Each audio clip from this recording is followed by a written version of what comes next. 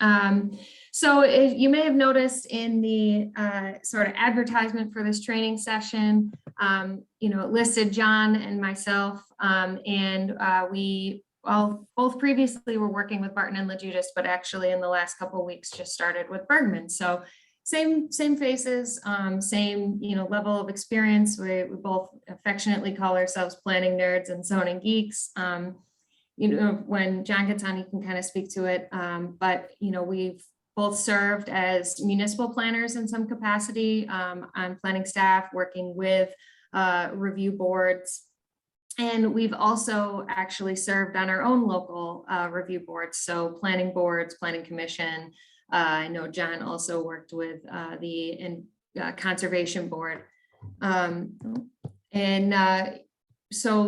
With that, we've learned a lot from the various perspectives of what it takes to deal with land use issues. And I think, before we get in, one of the things that I'd like to kind of highlight. Molly, can I interrupt? Oh yeah, go ahead. Yeah, so welcome everyone. I apologize for being late. I was double booked a little bit today. One thing I just want to piggyback and build upon what Molly just said, because I think it's important to add to it in terms of all the experience that she listed. Our roles in the public sector were specifically being in the development review process. Whether it was on the various advisory boards that we volunteered on, but also, Molly's time as staff in Ohio and my time with the staff of the city of Rochester, we were that middle person, that gatekeeper between applicants and decisions. So we understand what it's like to be on the hot seat as a volunteer decision maker, planning board member, and also as a staff person. So, that helps you better understand kind of our experience. Great.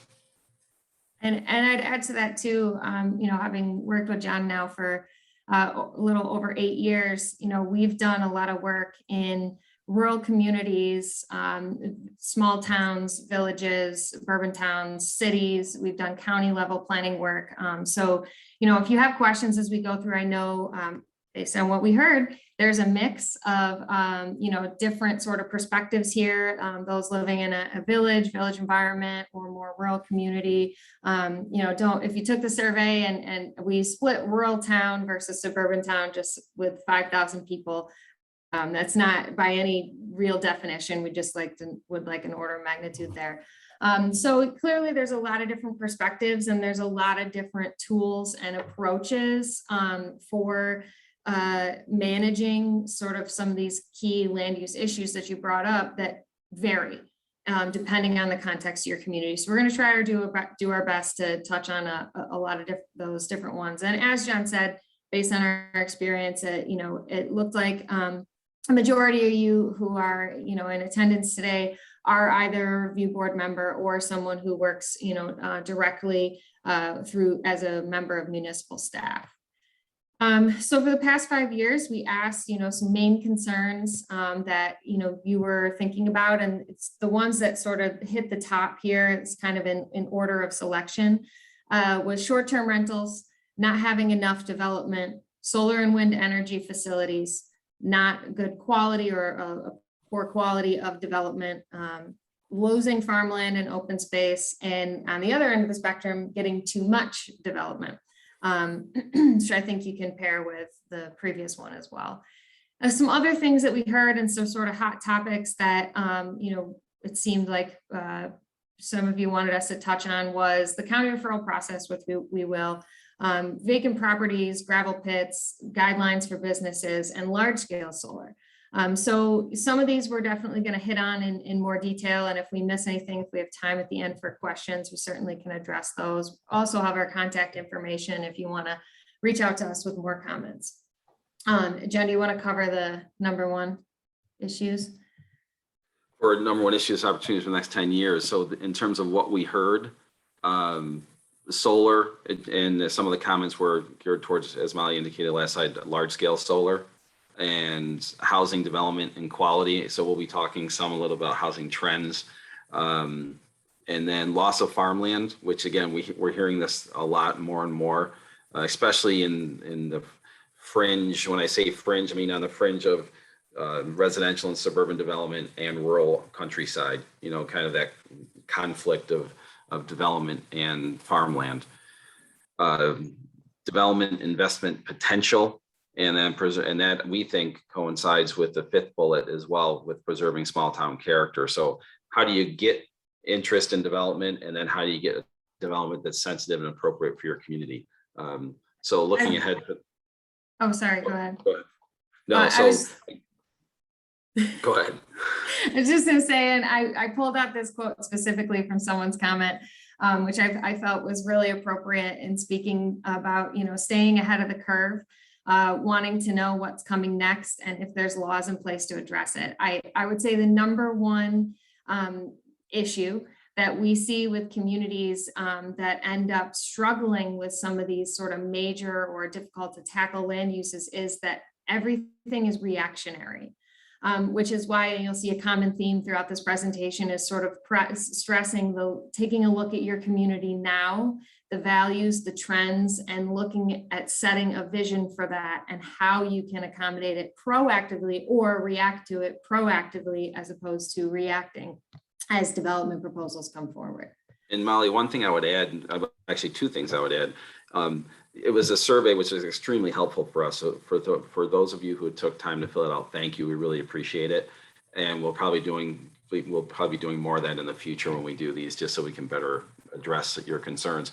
But two issues that we're seeing a lot as planners that did not come up that we've been trying to respond to over the last couple of years is one, the impact of COVID.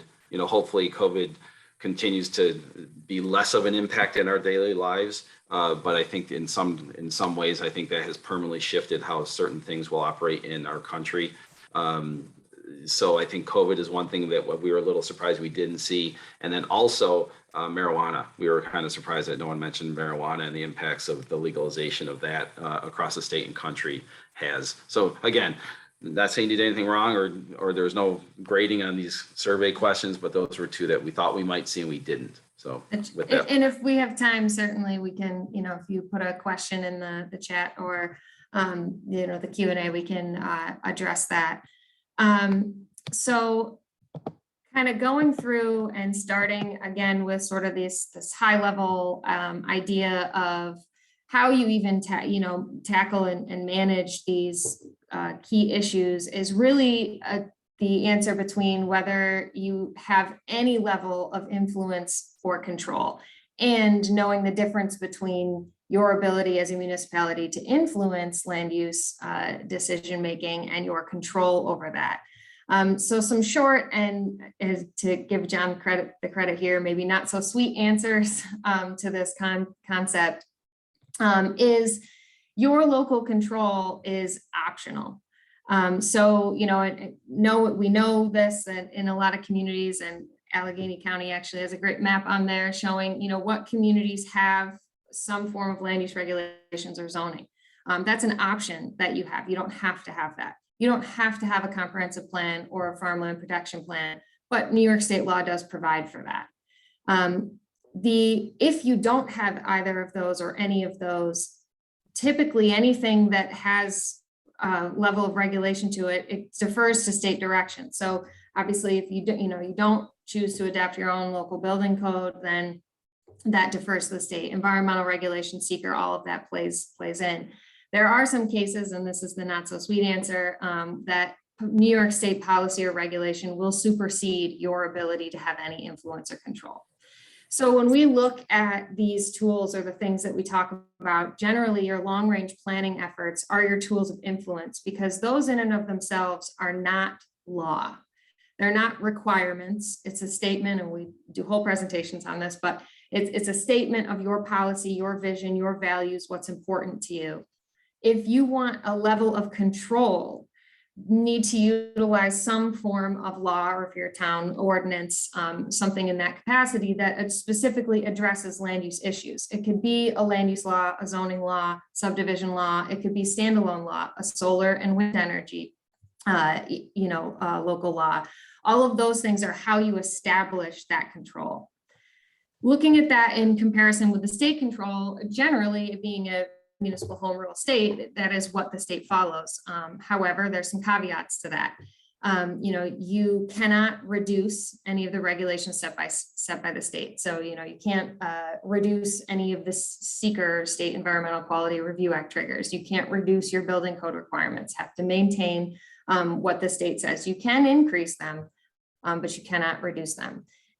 In this case, and I'm going to skip to the right side before I address that bullet on the bottom, some of state and federal law, like I said, overrides your ability to make decisions or influence on certain land uses. So some examples of this, and someone commented this, very large scale renewable energy facilities are those 25 megawatts and over. Mining and extraction operations, the ability or siting of mobile manufactured homes, adult uses, public schools, New York State licensed residential daycares. A lot of things that are where there is state law that regulates them, licenses them, all of these things that one of the sort of legal terms is occupies the space of regulation that limits your ability to impact them. So some of these on here we'll touch on, like the large scale renewable energy, your control is removed essentially completely. But with some of these other uses like mining operations or adult uses, you do get to say, if you have some form of land use regulation, this is where that can go, or this is where that can't go. We want to see minimum distance separations between residential, and we want to preserve X amount of open space. All of that is in your toolkit as long as you've established some form of regulation. And Molly, there's one we could add to that list as well, even though you can influence a bit, is churches. That's Correct. Another one we could have added too. Yeah. Yep. Yeah, that list is pretty long. Really, any government, state, local, federal government type use, which is why public schools is part of this. It's a state facility, is exempt from, to some extent, your zoning regulations or land use regulations. When I say zoning, if I do that, I do mean both, because there is a spectrum, and we'll kind of get to that. So the large scale renewable energy projects, this is one of those things where the state law supersedes your local control. Article 10 of New York State law is what establishes this. It defines the scale. It defines a specific process, which does actually start with and require some form of public engagement. So, it's not just come in and impose it upon you without the ability to discuss it as a community. But your local plans or land use regulations, that public opinion is considered, but may not, it's limited in its influence. It may not actually have any bearing at the end of the day on the decision. But you are, and I also wanted to pull this out as well, you are allowed, or as part of these provisions, can apply for, can seek to obtain what's called intervenor funds. So that's for you as a municipality to, if you wanted to hire your own engineers or some other professionals to help you understand what's being proposed, how certain things might be mitigated. That is certainly part of your process. But overall, the selecting of the location, the general nature of the operation, its scale, all of those elements are decided by the state siting board or the Office of Renewable Energy Siting. In contrast to that, you can look at smaller scale solar winds. So with all the kind of the solar wind comments we got, we weren't entirely sure which side we were looking at. But this is one of those things where it defaults. If you don't have any land use regulations in place, then you really have no ability to say no to this. If there's no review trigger that exists within your municipality, then you really have no grounds to say no. But if you establish that, so for example, if you established your own solar wind energy local law, you can prohibit it at any level. So, a lot of detail here, but NYSERDA, they have excellent sample local laws to go through and look at. You can kind of see how they're structured. But tier 1 is really what we would consider sort of accessory. It's that's located on the top of a roof of a building or somehow otherwise integrated into the building. Tier 2, also considered, I would say, accessory from the standpoint as well, it's ground mounted, it's a system that generates no more than 110% of the annual energy needs of the use. So they're not creating energy at a commercial level. You might kick back some to the grid, and that's a nice benefit of that, but it's not generally the generating energy that you're selling at commercial level. And tier 3 is anything that's not either of those two, but is also underneath the threshold for Article 10. This also applies, some comments there were about solar within farm communities. And Ag and Markets does consider solar energy facilities on farm equipment if, again, it doesn't exceed the needs of that the energy needs of that farm on an annual basis. Otherwise, you can continue then to restrict the rest of the tiers, right? So, or tier 3 in this case, and you can restrict the extent to which that's located on prime farmland or farmland of statewide importance. For example, the NYSERDA sample local law says no more than 50% of, on the property. If there's prime farmland, no more than 50% of that prime farmland can be covered, or the panels can be located in that area.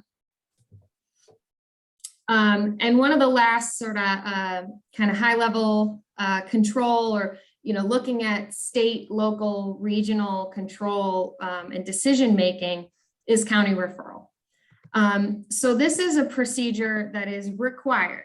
This is not optional. We do find out and hear about a lot of communities and work with communities who have not done this and haven't been doing it, and that is illegal. You're not following New York State General Municipal Law, Section 239M. The purpose as part of this is to give you more of a regional county level look at what could have a broader impact. And this is done by either the planning agency, planning department that's established within your county planning board. In the absence of those, it could be a regional planning council. They have 30 days to review it. There's obviously different submission deadlines and requirements for different counties, and that what they would like to see when it's referred. But we did a quick check, and all of your county planning departments are doing a great job. Information is on there about referrals, forms, all of that stuff is available. And this won't be the first time that we talk about creating a good relationship with your county planners. The big piece of this is you cannot issue a decision or act on an application until you receive the county recommendation. So say you're a planning board, you have a special use permit application in front of you, and you've referred it to the county, and then 2 weeks later, you're gonna hold your public hearing and make your decision, but the county doesn't send you their decision until the 3rd week. You cannot make a decision on that application. You have to wait till you have their recommendation for approval, modification, or disapproval. You also cannot act in contrary to the recommendation unless you have a supermajority vote. So, that's majority plus 1. So the idea there is, again, the county's looking at the broader region. If you're really going to go against what they see as kind of the general vision and what's best, that needs to be by supermajority. And if you don't do this, it does invalidate your decisions, and it's considered procedural error, and it can become a legal issue, particularly if you're dealing with some of these larger, more contentious land use issues. So this is in New York State law. This is also on a couple of the county websites, but there are a series of general actions that require county referral and actions that require referral if they're within 500 feet of certain things. And again, that's because you want that kind of step back. So for example, clearly your town or village or city abuts another. If something you're doing is within 500 feet of that, the county wants to take a look to make sure that you're not potentially doing something that's going to wholly disrupt your neighbors. The same general actions, if you're adopting or amending your comp plan, adopting or amending a zoning ordinance or local law, those are really important, and we see this kind of skipped a lot. Special permits, site plans, variances, all of those have to go to the county. I won't get into the details. If you have a good relationship with the county, potentially you could establish an agreement where certain things don't have to go to them. But by and large, this is the standard, and stick to it. Molly, we've got a question from Kyle. Yeah. What if the county doesn't follow through in their 30-day referral? What if you don't hear from them? I think that's what Kyle asked. That's a great question. It's a default approval. So if you don't hear from them within 30 days, you essentially get to do whatever it was that you were intending on doing. They sort of relinquish the ability to provide that recommendation. That's a great. And Susan, we've got your question too. Sorry, we blew past it. We'll address that at the end. I think it'll make more sense at the end. We'll just cover that at the end. So under development. Yeah, so I like the term. One of the responses that we got through the survey was under development. I hadn't really heard that before. And I interpreted that to saying we're looking for, desiring, or needing more economic development. I think that's the other way to say that. But whoever submitted that, I may copy and steal that term. Under development is an interesting way to think about it. So how do you get economic development in communities? And we do a lot of work, as Molly said, in small communities. And I think it's even a harder struggle to get economic development in smaller places. So how do you do it? And I think there's a few ways. There's no magic pill, or else everyone would be doing it and having success at it. It's a struggle. It takes time. It takes work. And I think it takes perseverance. I think the places that are most successful have been doing it for a really long time. But I think lesson number one is you require regional partners. And whether it's we're going to talk about a couple things, industrial, tourism, all that stuff. But I think we've all read in the paper over our lives, big headlines. This one on the left is from Livingston County from 2006, when the Barilla pasta plant manufacturer from Italy opened an almost $100 million facility in Avon. And then the one on the right, the Stamp campus in Northwest Genesee County, that's, we're talking in the billions. If it gets fully built out, you'll have billions of dollars in investment, which is kind of unheard of in upstate and Western New York. So to make these big projects happen, I think you really need kind of a regional economic development lead, whether it's at the county level or even higher, sometimes state level, to make these things happen. And then ultimately, obviously, that will impact and trickle down to the local community. But there's other ways. And again, this still requires regional partners. And we've come across a few really good examples. And I think the three counties that are part of Southern Tier West, we're going to show you their websites in a minute, because I think they're obviously partners you should be reaching out to. But we're not as familiar with those three county efforts. But two of the ones that we've come across in the state that I think are worth noting for smaller communities is Schuyler County and Livingston County. I'm just going to talk about Livingston County just for a minute. Livingston County is one of the counties in the state that has no center city. So they have villages and towns, and that's it. So unlike, Monroe County and the city of Rochester, where Molly and I live, the city of Rochester is the 800-pound gorilla in the room. They get a lot of the economic development attention in the county, and that's understandable. Livingston County doesn't do that. So what they've had to do, and what they've done very well, is focus on their villages. So for example, they secure funding on behalf of the county to funnel down to the villages for Main Street improvements, for assistance with local design guidelines. Like Molly said, they've chosen to articulate design guidelines and standards for communities. Molly, next slide while I'm thinking about it, please. And if you get on their economic development website, you'll see all of these little boxes. So downtown partnership, that's Main Street funding. Oh, sorry. Design guidelines, that's design guidelines that the county helped fund for each community. And then you look at some of these other things, wayfinding and things of that nature. They got a countywide wayfinding study to direct travelers to the village centers, funded through the local MPO, the local Metropolitan Planning Organization. So there's ways that the county can spearhead and be that consistent voice on behalf of places and communities that it's harder for communities to do on their own sometimes. However, having said all that, next slide, you do need local commitment and local energy. Village of Perry, I think, is a great example. The mayor of Perry is also an architect who's, in addition to having a private sector architectural practice, has developed a Main Street LLC model where local people can come together and create essentially a business for redevelopment and a tool for redevelopment that is a for-profit entity, but the profits are garnered over a 10 to 15 year period rather than a 5-year period, so they can invest in properties that a typical private sector investor or developer might not undertake because the return is too slow. So I think when you have these grassroots efforts like Perry that have pursued transportation enhancements and Main Street revitalization funds and things of that nature, in conjunction with county efforts and regional efforts, that's kind of the magic formula for smaller towns and villages. Easier said than done.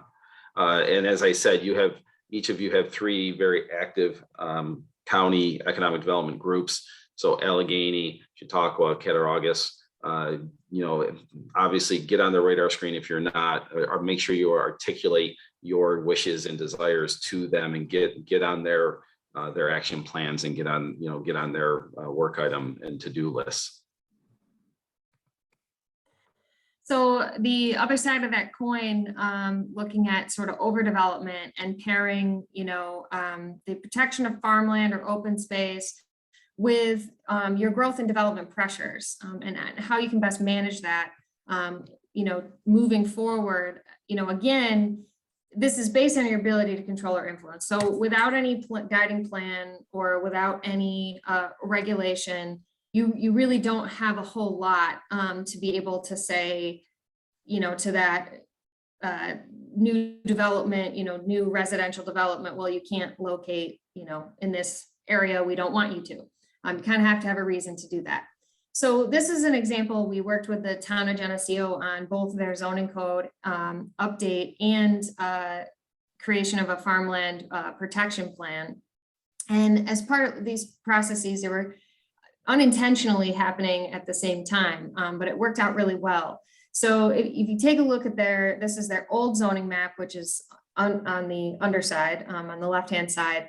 That entire white area, it looks like it's not zoned, but it is called the agricultural residential zone. So, you could have residential development anywhere within there. You can also have agricultural operations anywhere within there. A lot of this land is located within an county managed ag district. And a lot of it is prime soils and soils of statewide importance. Farmland is statewide importance. So as we went through the farmland plan, we started to look at agricultural priority areas, which sort of started to carve out some of the sections within the town where development really isn't desired and isn't compatible and should probably be restricted. So, this map was developed, we put a lot of overlays together. We worked with the farming community, and, some of this, you can kind of see it's parcel based here, and, farmers were given the opportunity to kind of opt in or opt out in terms of saying, for the influence of what that means for the new zoning code. So identifying the priority areas in the farmland plan in green on the right translated into what was created as a separate agricultural zoning district that really limited, large scale residential development. Clearly you could still, subdivide here, there, put some houses, things like that. But more or less, these were the areas where you did not want to see development.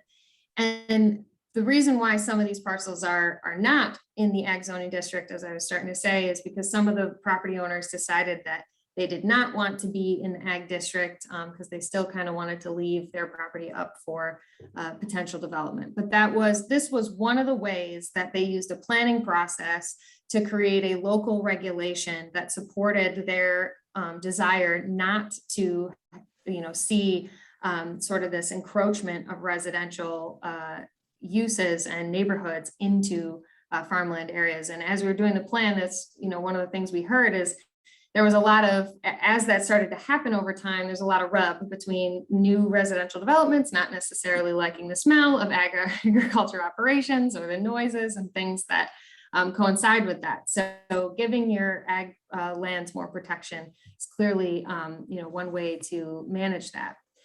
The other thing is managing growth. And, this was another thing Geneseo was facing, is there was a lot of desire for additional residential development to the, 10s, 20s, 30 homes in terms of development, and also some commercial operations, industrial operations. So rather than having those, like the image on the left here, kind of just happen sprawled out, you know, and eating up a lot of land, you can see the residential sort of takes up a very vast amount of open space. Same with these commercial or industrial operations here. They started to look at the principles of locating development near where existing utilities exist, and nearer to, which I think also has some sort of similarities to a lot of your towns and villages, in and around the village area. So in the new zoning map, you can kind of see this green section right here. And there's an existing water line that comes out this way from the village. The village clearly has a higher density residential development pattern. There's a lot of desire for building residential homes in Geneseo. They said, we don't want them out here. It's going to be a lot more traffic. It's going to be in prime farmland. Here's where we have existing infrastructure. Here's where we can start to, you know, carry over the denser development pattern from the village and not eat up unnecessary amounts of farmland. So this can be sort of achieved in a lot of different specific regulatory tools, which we don't have the time to kind of dive into in detail today. But, you know, ultimately utilizing clustered development, plan developments, incentive zoning, things that create some flexibility instead of the rigidness of zoning that just has a hard and fast minimum lot size, or, you know, things like that. You can start to be sensitive to steep slopes, existence of environmental features, farmland, and, you know, get a little bit more creative in how you subdivide and ultimately permit development within the community. So you want to speak to this example? Yeah, it's just, I won't go into a ton of detail because I know it's a little hard to see on the screen, but it's just an example of an existing farm in the upper left. And then in this particular example, this community had zoning that would allow 30-ish units. I can't remember, like 36 or 38 units. In this particular layout shows, you know, 3+ acre lots. There's no common open space. And many people would argue, and we could argue this all day long, some people would say that the rural character has been diminished by those homes. So this code said, oh, sorry, Molly, go ahead. That was my fault. I touched. That's all right, no worries. And so the other three graphics are just examples of alternative layouts. So top right, you've got the clustering plan, which allows more units. So it's an incentive for the developer to say, oh, I can sell more houses, but they must be on smaller lots, and there must be some common open space that's forever preserved going forward. And then the other two show a different option in the lower left, and then the ultimately approved site plan in the lower right. So you see, instead of gobbling up every inch of land on a private parcel and with a home on it, you've now got 58 dwellings. You've got, and they vary from 40 1-acre lots, smaller village lots, some attached units. And then I think the final tally, there was 62% of this parcel was preserved as open space, which was nearly 100 acres. So the developer got more units. Arguably, I think it's safe to say made more money, but the community also got to preserve some of its rural character. So building off of that, like I said, there's, you know, there's a lot of growth pressures that we're seeing, and even beyond, like John was saying, you know, impacts of COVID. There's, you know, coastal communities and things where as, you know, rising waters and climate events happen, maybe looking to relocate inland or in other environments. COVID individuals who have the ability to work from home, maybe looking for more, you know, a different environment as opposed to city living or things like that. So there's a lot of trends that are happening, but the ones that have definitely, you know, been consistent over the last 10, 15 years is the concept. I mean, we are an aging population nationally, and we're only going to continue on that trend for the next, you know, 20, 30 years. In terms of our general household breakdown, you know, around, this is 2003 census information, you know, 23% was, you know, married couples with children, 28% married without, and then, you know, you kind of got your smaller households, one family households at 16, men and women living alone, and then other non-family households.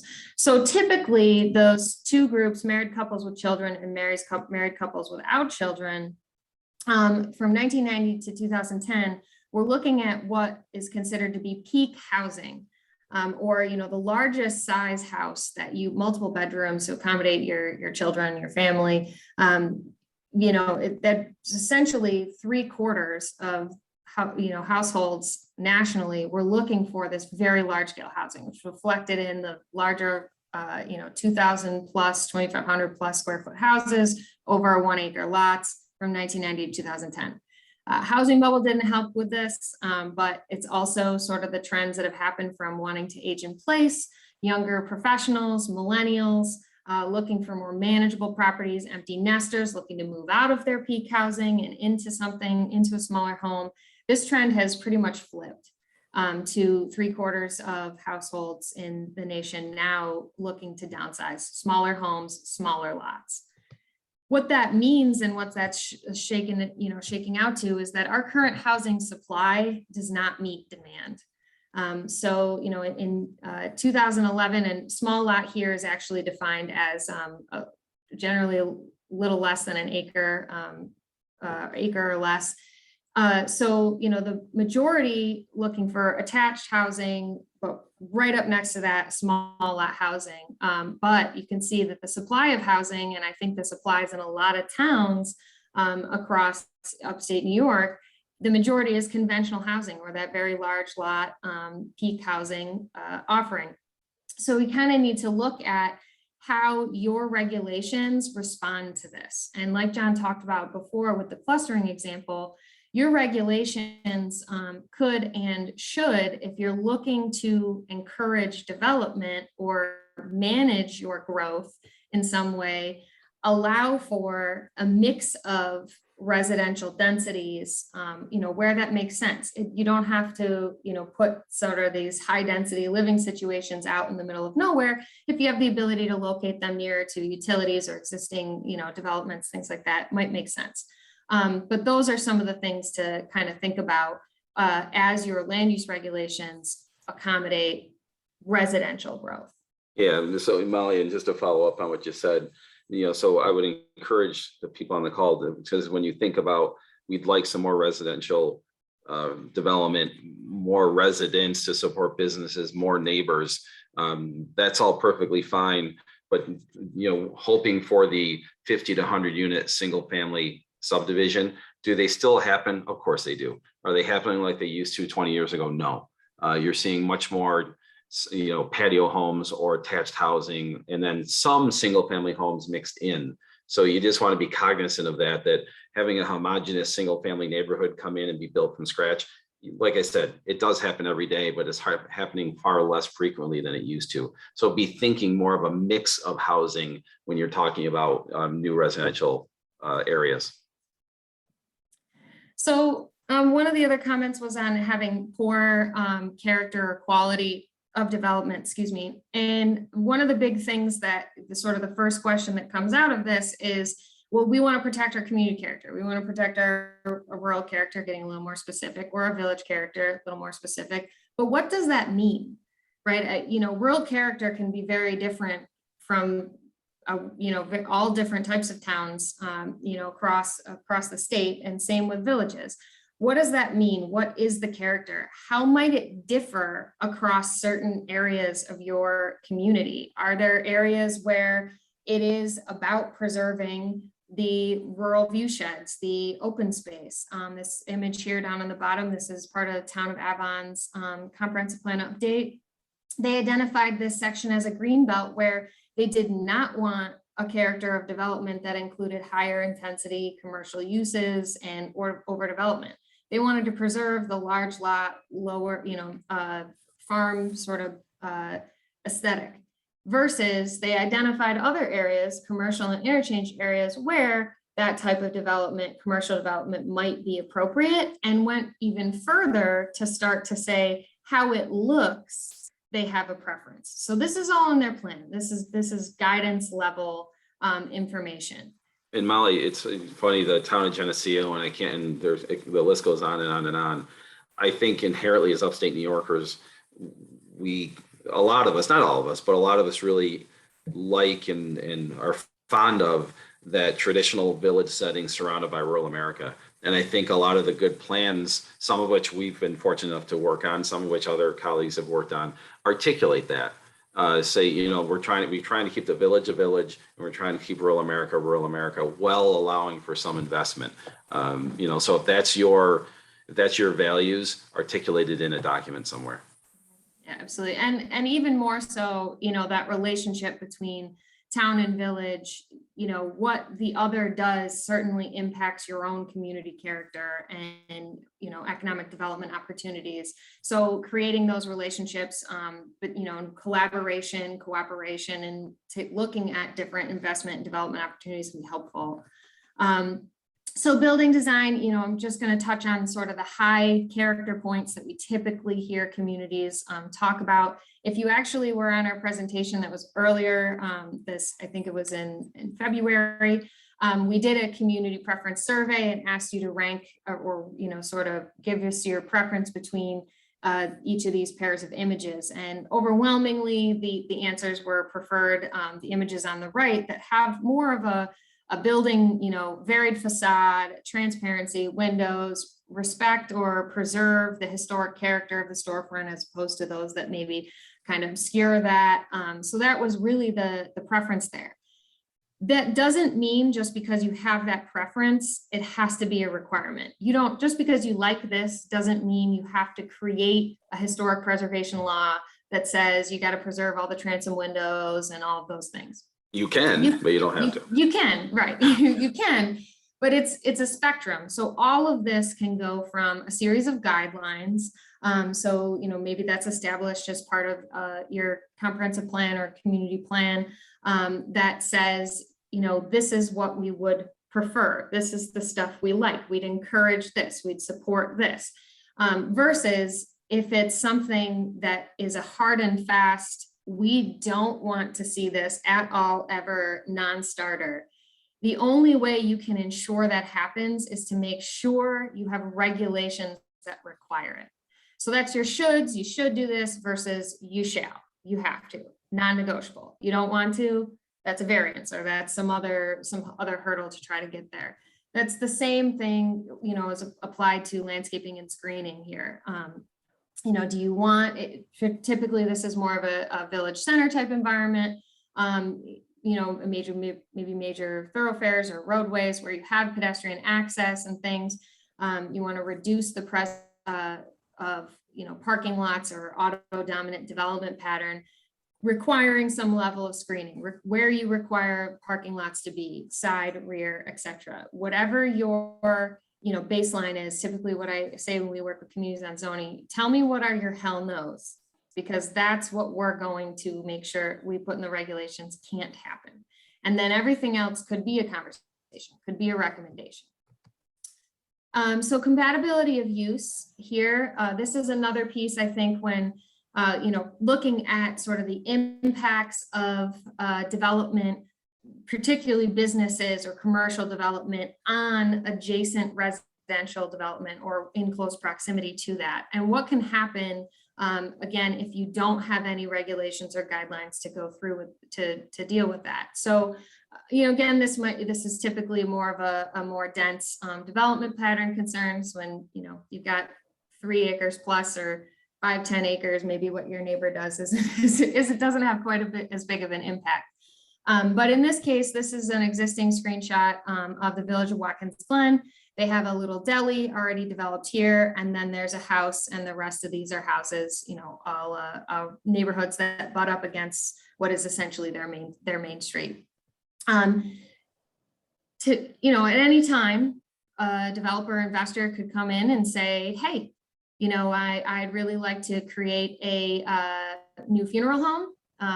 That's what you see here, this funeral home building, have some additional offices and parking, and Watkins does have zoning, making this up. You don't have zoning, so I'm going to purchase these parcels, or you don't have any land use regulations, purchase these parcels and put that in there. And you don't have any local review procedure or anything in the way. You really don't have grounds or standing to say no. So some of the ways that you can deal with this, and this is, again, you have to have already established a review procedure. So that is through land use law, zoning, some other type of, regulatory procedure. But to establish the tools of site plan review and special use permit. And these are two different tools, one being that, site plan more or less deals with the physical site and building characteristics, looking at layout, circulation, parking.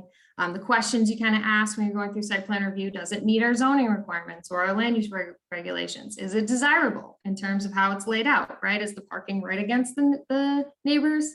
Maybe that's not so great. Maybe we can work with you, with the applicant, to adjust that. The problem with relying on just site plan review, you have a level of influence on how that use presents itself on the property. You do not have any control over saying no, because if you don't dictate if that use is permitted or not permitted or specially permitted, then you don't have a way to sort of look at the context and review that. So adding in a special use permit in this case does give you the ability to say, geez, it's right up against residential. That might be a lot of traffic. What's going to be the impact to the neighborhood? Is it going to be, something that's appropriate? And with those review considerations under special use permit, that is, when paired with site plan or on its own, in a way that you can say no to the use itself. So that's something to think about when we talk about those sort of nuisance or sort of major controversial land uses that you could be on the fence about. Maybe we're okay with it, depends on where it is. That's where a special permit can be very helpful in making sure that, you have that level of control. Otherwise, if you're not concerned at all, then, you can permit or that. So Molly, yeah. just real quick. I can't recall. Do we talk about seeker later, or is that something we could just mention after what you just? Yeah, we can just talk. Did you want to talk about it with relation to this? Yeah, and we could do a whole presentation on this. I do think seeker is an underutilized tool for communities to preserve their character and get the type of development they want and preserve natural resources and all that good stuff. I mean, seeker, the State Environmental Quality Review Act, is there for a reason. Most communities treat it as just a nuisance and an inconvenience that we need to get through this. And I understand it. It's a little tedious at times, but I do think it can be used as a valuable tool. However, you do have to have some triggers for the ability to access that tool. If you have no land use law and no zoning, no regulations whatsoever, it's a harder reach to get seeker to be helpful to you. You need some kind of triggers, local triggers, to say, oh, now we can look at things like community character and view sheds, and is it consistent with our values? Things of that nature are embedded in seeker if you choose to take advantage of them. That's the big piece there. Again, being able to enter into that conversation, you have to establish some form of decision-making authority. Otherwise, you aren't, you can't be an agent in the decision-making process, which would be the trigger that you now have to participate in the seeker review process. And the other piece about that, just to kind of button that up with the plan component, there are actually sections on the seeker form that ask if that action or that proposal is consistent with locally adopted plans, comprehensive plans, farmland protection plans, things like that. So that's even more reason if you said, well, maybe we do a plan, but we don't want regulation. That's one of the reasons why you may want to make sure you have some plan that sets your vision and intention. So short-term rentals, there's, a lot to this, and we could kind of go through a lot of the details on this. I want to hit the high points because I did actually see, I don't want to kind of regurgitate information. There is a future training session I saw in this series, specifically dealing with Airbnbs and short-term rentals. So we'll kind of hit the high points, but in our minds, we see and we have heard that short-term rentals generally are dealt with in a similar manner to bed and breakfast. So typically you can see things like owner occupancy requirements, maximum occupancy requirements, employees that might report to the site, off-street parking, maintaining residential character. But a big piece of this that we also hear from a lot of communities is the communities that want to allow them is that they want to balance that opportunity of the property owner to get that investment, have that additional income without having a negative impact on the quality of life of the neighborhood. And ultimately, some of the other sort of tourism related and supported uses like hotels and inns. So the realm of considerations for regulations is a long list, but it all starts with how you define them. So I've seen some communities that broaden their definitions to the point where you could arguably start to consider them as inns. So those that say a short-term rental is, a multi-unit situation, doesn't have to have a resident on site or an owner occupant or whatever, and that could end up being, depending on how you define it, very similar to an inn. So you need to figure out what it is that you're targeting.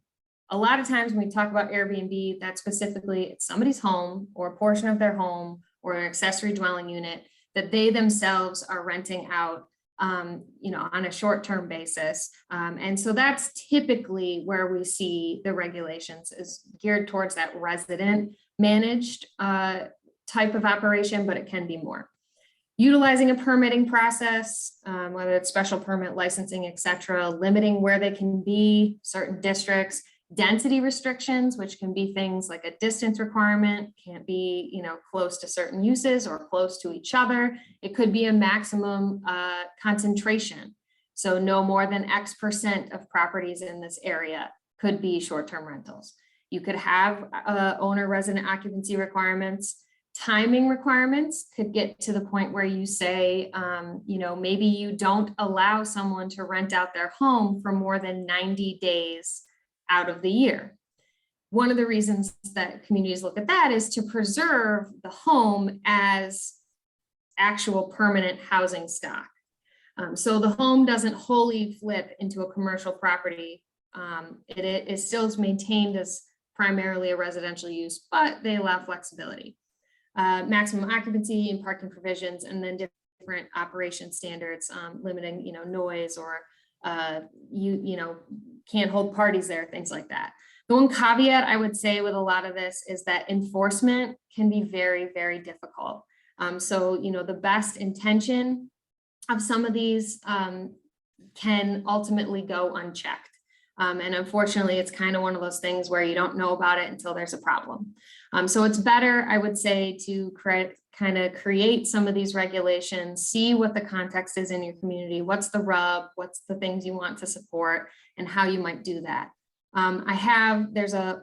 Make sure that, these slides can get out to you. There's some examples from Village of Cooperstown and how they deal with this, and the town of Rochester, also in how they've been regulating short-term rentals.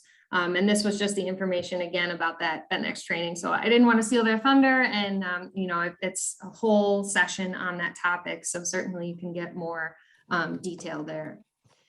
So the bottom line, really the need to tie in some level of planning regulation. You joined this session because clearly there's some land use issue that's of concern to you. And I hate to put it this bluntly, but without any level of planning or regulation, you can't do anything about it. So that's why this is really important. Doesn't matter if you're trying to restrict development or prohibit certain things, or you're looking to support it and encourage it. These types of policies and regulations are really important, and they need to be aligned with each other. So even when you talk about economic development opportunity, that can be a planned goal. You can talk about strategies to do that, create ideas and opportunities that can be pursued with county assistance or adjacent community, work with your adjacent communities. And then make sure that your regulations support that. Maybe if you have zoning, you realize, wow, we don't allow hotels in this district, and that would be really helpful to us so that we can bolster our tourism base. So that's the kind of thing that we're looking at. And just kind of a note here, It's not just about whether you have one, it's also about if it's updated and if it's responding to, this goes back to our first point, if it's responding to the current conditions and trends and values of your community. So, more than half of you said that you haven't updated one, either your plans or your regulations in the last 5 years. Maybe some of you also said that, you didn't have one. And that's kind of, I would say, the first red flag is looking at that. This is a paraphrase. It's not the full quote from New York State Department of State, but the idea is if you don't have a well-considered plan, any land use decisions or regulations based upon it may be subject to legal challenge. So you going through that planning process gives you the foundation to then make those informed decisions and create the tailored regulations you need. We're almost done with Yeah. time. Okay. I think let's just Well, do a that's hard it. stop. Yeah, and Yeah. I mean, that's a good place to kind of wrap it up. And Okay. we've got one question that we'll address at the end because it'll allow us to do a shameless Bergmann plug. But for now, let's open it up to any questions from the group. Anyone have any comments or questions on the topics at hand? If you do, you can type them in the chat or the Q&A.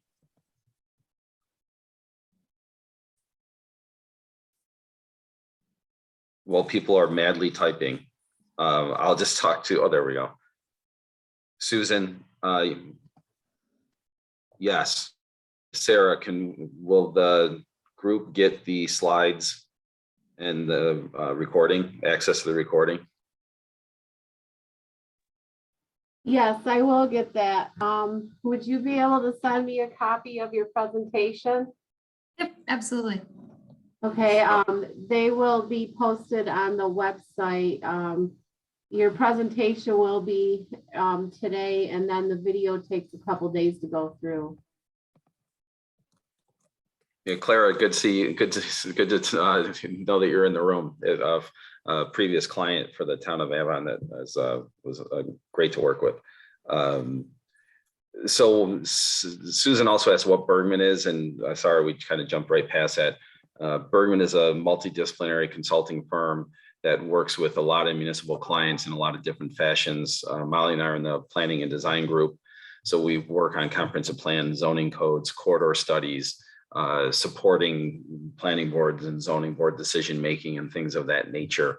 But then on the other hand, there's also parts of our group who works on siting solar. So, it's interesting to have planners writing codes on behalf of communities to help guide solar decision-making. And then we have also planners and engineers that are actually siting solar. So to use that as an example, we're pretty knowledgeable on both sides of the table, whether it's municipal decision-making or representing applicants for various types of projects.